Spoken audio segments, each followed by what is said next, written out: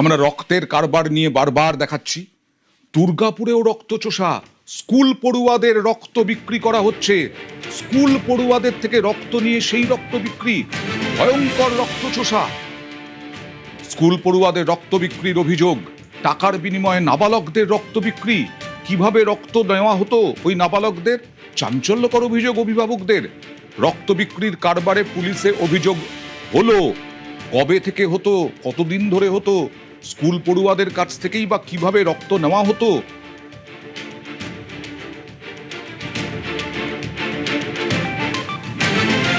আমাদের বাচ্চাদেরকে একটি নামী হাসপাতালে নিয়ে গিয়ে রক্ত দেওয়া করায় এরা সকলেই আন্ডার এজের ছেলে মেয়ে, তার মানে তো নাবালক।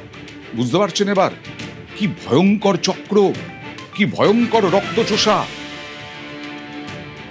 কি অভিযোগ দেখে নেওয়া যাক। একটা সার্চ করতে গেলাম স্কুল ব্যাগটা, তো তখন ব্লাড ডোনেশনের একটা সার্টিফিকেট দেখলাম আমার ছেলে মানে নাম লেখা আছে আর 18+ আছে। তো আমি সার্টিফিকেট। আপনার ছেলের কি 18 বছর হয়েছে? এখনো হয়নি। এখনো 18 হয়নি? আমার ছেলে যখন টিউশন থেকে বাড়ি এলো, আমি জিজ্ঞেস করলাম, বাবা এটা কি করলি, কি করেছিস? বলছে যে না মা, এরকম একজন খুব অসুস্থ ছিল, খুব ব্লাড প্রয়োজন ছিল, ওই জন্য আমি দিয়েছি। তখন বললাম এটা ক্রাইম, কিন্তু এটা কখনোই দিবি না। আমার ছেলে আমাকে এসে বলেছে যে ব্লাড দেবো, দিয়েছে, সার্টিফিকেটও দেখলাম একটা দিয়েছে, টাকাও দিয়েছে? ওর কাছে সার্টিফিকেট টাকাটাও দিয়েছে। আচ্ছা, কত টাকা দিয়েছে? 200 টাকা না 300 টাকা, কত তারিখে দিয়েছে ব্লাডটা? তাও হয়ে গেল 2-3 মাস বেশি হবে। আমি অর্পণের সঙ্গে কথা বলবো। অর্পণ 18 বছর হয়নি, তারপরেও কারা নিত এরকম ভাবে স্কুল পড়ুয়াদের রক্ত? কারা নিত, কারা জড়িত? দেখো, যেটা জানা যাচ্ছে যে এই যে স্কুল পড়ুয়া যারা রয়েছে প্রায় 3 মাস ধরে এই চক্র চলছে দুর্গাপুর জুড়ে, এবং তাদের যে বন্ধু সার্কেল আছে সেই বন্ধু সার্কেলের মাধ্যমেই তাদেরকে কিন্তু ডেকে পাঠানো হতো, যেটা উঠে আসছে। এবং 3 মাস ধরে এই চক্র চলছিল। অবশেষে কিন্তু স্কুল ছাত্র যারা রয়েছে তারা কিন্তু প্রত্যেকেই কিন্তু 18 বছরের নিচে রয়েছে, এবং একটি বেসরকারি হাসপাতালে কিন্তু তারা এই রক্ত দেন, এবং তারা দুর্গাপুরে একটি বেসরকারি স্কুলের ছাত্র। এবং যেটা জানা যাচ্ছে যে তার পরিবার কিছু জানতো না, এবং অবশ্যই কিন্তু তার পরিবার স্কুলের পরিবার যখন এই খবর জানতে পারে, তারপরে সেই স্কুলের প্রিন্সিপালের সাথে তারা যোগাযোগ করে। এরপরে যে প্রিন্সিপাল এবং পড়ুয়ার অভিভাবকরা তারা থানার দ্বারস্থ হন। তারপরে এই যে যখন পড়ুয়ারা রক্ত দিচ্ছে, তাদের কাছ থেকে রক্ত নেওয়া হচ্ছে, সেই সময় কোনো সন্দেহ হয়নি? যারা রক্ত নিচ্ছে তাদের পরিচয় জানার চেষ্টা করেননি অভিভাবকরা? না, যখন এই রক্ত যখন দেওয়ার কথা বলা হচ্ছে, তাদেরকে প্রলোভন দেওয়া হচ্ছে যে টাকার বিনিময়ে, এবং তারা সেই প্রলোভনে পড়েই কিন্তু তারা সেই বেসরকারি হাসপাতালে যখন যাচ্ছে রক্ত দেওয়ার জন্য, সেখানে কিন্তু তারা যেটা বলছে তাদের বয়স, অর্থাৎ সেই বয়স কিন্তু 18 বছর তারা নিজেদের বলে দাবি করে, তারপরেই কিন্তু তারা রক্ত দিচ্ছেন। এবং এই ঘটনার পরেই কিন্তু যখন জানাজানি হয়, কবে ঘটেছে, মানে কোন বছরের ঘটনা এটা? এবছরের ঘটনা? কবেকার?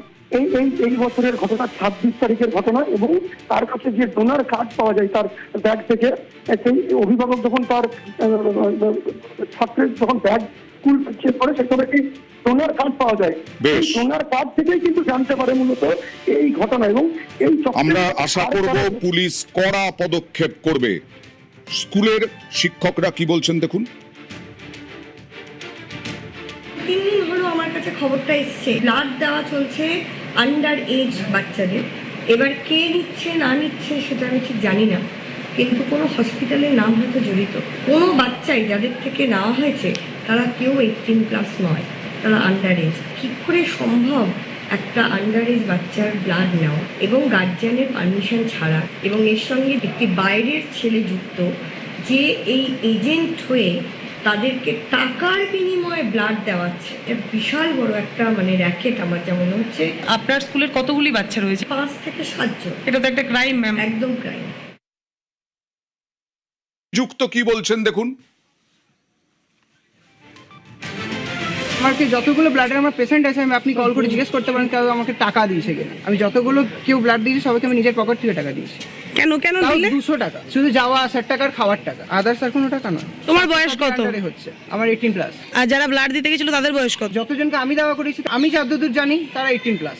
এবারে তারা কিভাবে নিজেদের আধার edit সার্টিফিকেট করেছে? রয়েছে, ব্লাড দিয়েছে, 14 এজ, ক্লাস 8 এর স্টুডেন্ট। তো সেটা আমি কি করে জানবো ম্যাডাম, বলুন? এটা আমার দোষ?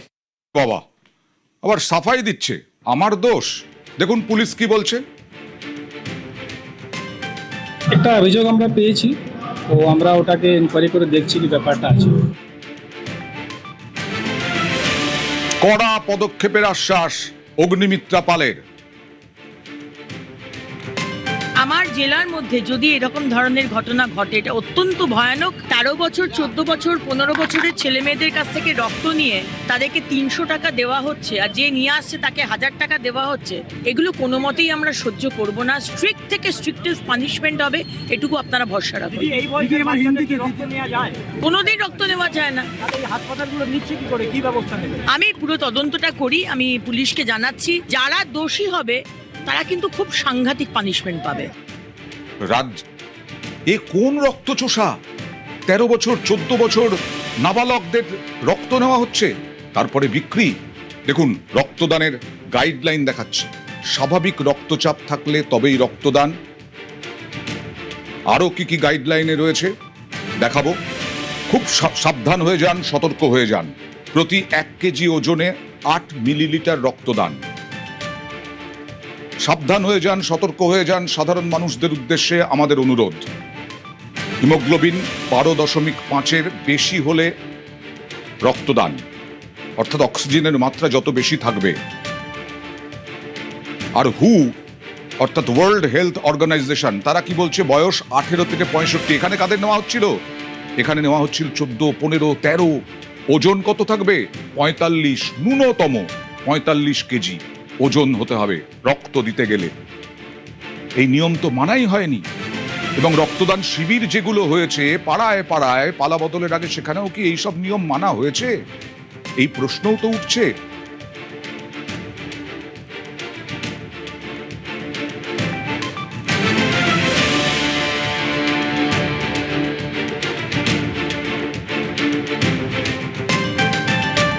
উদ্দেশ্যে যে আপনারা সতর্ক হন, যে কেউ ডাকলে পরে রক্ত দেবেন না। স্বাস্থ্যমন্ত্রীও বলছেন, অভিভাবকদেরও সতর্ক হতে হবে। দেখুন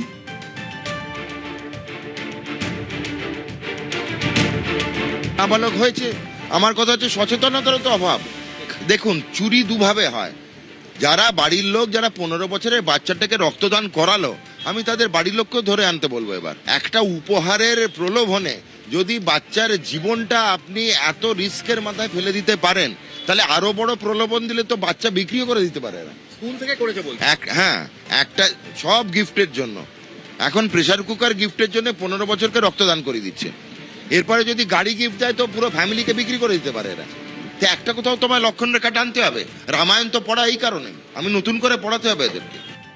এত লোভ উপহারের, অভিভাবকদেরও তো দোষ অবশ্যই। তারা কেন খোঁজ খবর নিচ্ছেন না? তাদের পড়ুয়ারা, তাদের বাচ্চারা, নাবালক, তারা কোথায় গিয়ে রক্ত দিয়ে এলেন? টাকাটা পেল কোথা থেকে? টাকা তো পাচ্ছে, নিয়ে আসার জন্য 1000 টাকা, আবার যারা রক্ত দিচ্ছে তাদেরকে 300 থেকে 400 টাকা। সেই টাকাটা উপার্জন করছে কোত্থেকে? একজন স্কুল পড়ুয়া। আর এই রক্ত চোষা যারা, তাদের বিরুদ্ধে কড়া পদক্ষেপ হবে না? 13, 14, 15 বছরের প্রলোভন দিয়ে, লোভ দেখিয়ে ওই বাচ্চাদের রক্ত নিয়ে নেওয়া হচ্ছে, তারপরে বেসরকারি হাসপাতালে বিভিন্ন জায়গায় বিক্রি চড়া দামে।